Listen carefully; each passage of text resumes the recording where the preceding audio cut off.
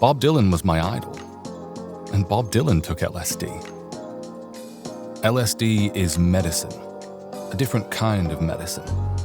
It makes you aware of the universe, so to speak. You realize how foolish objects are. But LSD is not for groovy people. It's for mad, hateful people who want revenge. He said that in 1965. What kind of person was I? Was I the person I appeared to be, or the person I thought that I was? I appeared to be a meek, if increasingly social person. At 19, I had no facial hair and walked around campus in a brown corduroy blazer, sometimes with a guitar. I wanted to seduce the world by singing to it. I wanted very much to be the person I thought I was. That person resembled Bob Dylan, a mad, hateful person who wanted revenge. I bought LSD from a friend who slept during the day and stayed up at night and lived in a small room that somehow felt like a maze. You walked into it and you had to walk around desks and debris and speakers and instruments to find him. He was crouched down near a mini fridge, and he opened it up and took out a square of tinfoil, unwrapped the tinfoil and took out a sheet of LSD. As one, the 100 tabs were imprinted with the Buddha. Looked like a henna tattoo. Reds and yellows and browns, white background. It was a new sheet he had gotten that day, and he told me it was important to keep it refrigerated or else it wouldn't work. I bought 15 tabs for $15 each, then sold all but 2 to my friends for $20 each. I don't know why I wanted to make money on it, and in retrospect, it felt kind of ironic. You realize how foolish objects are. I took 2 tabs on a chilly day in March, in Vermont, a couple weeks before my 20th birthday, with 4 other friends, all guys. We drove to the Adirondacks and hiked up to where there was a stream and a little waterfall. We sat at the edge of the waterfall and watched the water weave between the rocks. A river was indeed a tapestry, and it was never the same way twice. And we were comprehending ourselves more completely than usual. We looked at each other and felt the same internal whir, a purring, an accelerant. It bred in us a kind of ruthless hunger. I got up on the rocks and looked into the lens of my friend's camera, and looked at the person looking at the still image, alone in his room in a basement in the dark. For a while, I felt something smooth and easy, if hungry and limitless. For a second, I felt like I didn't want anything, and I thought maybe I was enlightened. We ran back down the mountain, my friend Jack leading us, and it seemed insane to run down a mountain, but he did it without issue, and so we followed suit. And it was insane, but it was fun, and it made us feel invincible. We talked in a way that felt comfortable and unimpeachable. And back on campus, the sun was setting, and people came out of their buildings to go to the dining hall. We went to the dining hall, and it was a weird scene. I noticed the tines of forks, the way forks were little hands, the way our hands were perfectly good, but forks were for decorum. And I thought about decorum, how decorum was about pretending you had tamed nature, that you were the master of chaos, and you were capable of grace, which was dominance, that dominance and grace were the same thing. Had no appetite, oddly. The sun set fully. Darkness rose in me, and I began to feel awful. It was like the top tip of a parabola. The good feeling approached its limit, then hit it, then started to plunge. Began to feel awful. Not just awful, illegitimate. I started to see the world in a naked way, and I talked endlessly to my friends about it.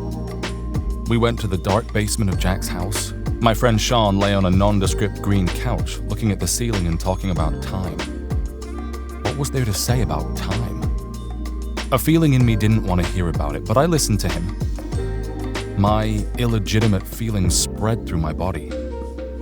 I thought of Dylan, turned on Highway 61 Revisited, on big speakers in the basement, so that the music overwhelmed us.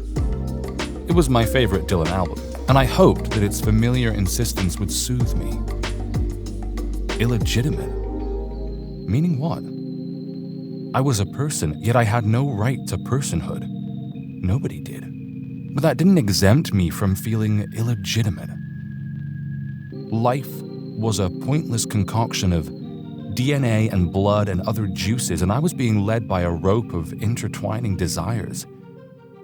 I was a fish in that God-forsaken tapestry river. And I saw the water around me, the network of want and sex and hunger and ambition and hardship and lack. And it made me furious that that was what I was. And it was so much less than what I hoped I would be. When all the flower ladies want back what they have lent you, and the smell of their roses does not remain, and all of your children start to resent you, won't you come see me, Queen Jane? Queen, ironically, of course. Big shot, he may well have said. When you see yourself for what you are, come and see me. King Dylan, acid-dropping mind immobilizer, master of songcraft, stylish and forever young, and my idol. Better than me? Legitimate? Possibly. I looked to my friends for help. I couldn't get through to them. I talked to them about what I was feeling. The illegitimacy, the vacuum that sucked itself larger and larger in the pit of my stomach, and they nodded and said things in response, but they didn't understand. There was a galaxy of unrighteousness expanding inside me, but they didn't understand. They nodded and confirmed that what I said meant something, but they didn't understand. I could tell that a wall had been erected between us. We stood on opposite sides of a wall and we could see each other moving, and we could hear each other speaking, but the wall meant that we couldn't understand each other. We couldn't feel. We refused to feel what the other was feeling, because our own feelings, the private mandates of our DNA and blood and other juices, was all that was important. It was the only thing that mattered. We couldn't understand. No one could understand. No one would, now or ever, understand. And this was a lonely feeling. Lonely not like longing for your love when she is overseas and not returning your calls. Lonely not like waiting for your dad to come home and he's late. Lonely not like walking through a big city with no friends and you wish you had some friends. Lonely not like an island. Lonely not like an unmarked grave, not like having no dance partner or leaving a party early. Lonely altogether like something else. Something hateful and cocooned and unforgiving. I put myself to bed reminding myself that I was on drugs and that it would wear off. I had left my friends in another house in the kitchen, talking excitedly about college things. Someone's party and someone's sex and someone's failure to report to class. Doomed romances and skinny dipping. Fuzzy youth doing its thing, and I found no mirth in it. I couldn't laugh at the laugh parts because my diaphragm sunk into itself instead. I couldn't imagine the other people's fun and revel in it. Neither could they, or would they come to my lonely place that was lonely not like an abrasive winter night, but like a star collapsing in your eardrum. I had walked back alone and then put myself to sleep, thinking about equations that added up to zero, and deciding not to try to tell anyone else about my feelings, because no one could or would ever understand. The feeling endured and deepened and distorted. Doing regular things seemed irregular in light of what I felt. Eating meals at meal hours, going to class and doing work and keeping up with the cycle of effort and reward, executing social gestures, telling people light, insubstantial things. I wasn't committed to it. I couldn't believe any version of me had ever been committed to it. I didn't want to make an effort to get back into the swing of it until someone understood. I swung wildly from one mood to another. There were moments where I'd look into random space, overhanging leaves, dense and close together, and thousands of them, and I would see a monumental coherence.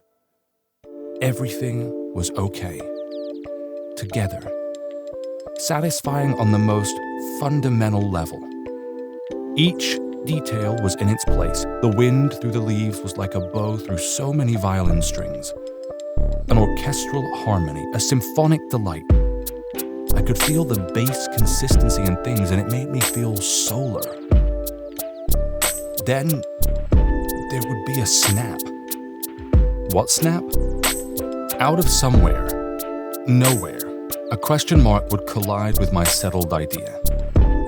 The fundamental coherence of things, no. Things were not woven, not consistent, not elaborating some holy idea that started billions of years ago and never erred. No. Things were chaotic. It was a mess of loose particles, and each one was out to get you. They stuck together like flies to wax paper and made ugly life, hungry life, consumptive life. Trees and amphibians, and worst of all, me. The offshoots of a madness that was the core of material space. All matter, therefore, seemed a threat. Threats are things to keep track of so they don't get you. I wanted to keep track of all matter so it didn't get me. I wanted infinite attention. To take note of each individual leaf, to watch the way the fluid wind passed through them all and made them waver, to comprehend precisely the source of the shifting breeze, where it started and why it shifted and how exactly. Oh, Lord! It was a compass with no north, or too many norths, no anchor. I hoped someone would understand. I looked in people's eyes and saw insane suffering. Marriage is not imploded, but combustible. Academic stress not addressed, regret, failure, unreciprocated desire. All of this emanated from people's eyes, but they didn't remark upon it. What was I to do? Listen to it and ignore it? When we ignore suffering, it makes us wretched. My gut told me. So within myself, I didn't ignore it. And sometimes I'd try to talk to someone about it. But no one understood. They twisted my words to suit their own ends, their own private ends, their own self-interest, satisfying some idea of themselves, transforming into the people they wanted to be, smart and attentive and loving and unselfish. But these were all values they'd inherited from some source that had no name. Even kindness was for their own benefit. They were doing it for themselves. The kindest acts were fundamentally self-serving. So, it was not that they didn't understand. It was that they couldn't get out of themselves. They were trapped. So was I. We were marooned on our separate islands that looked like close bodies but weren't. They were planets in a vague system with different weather and never touching. I didn't want to live this way.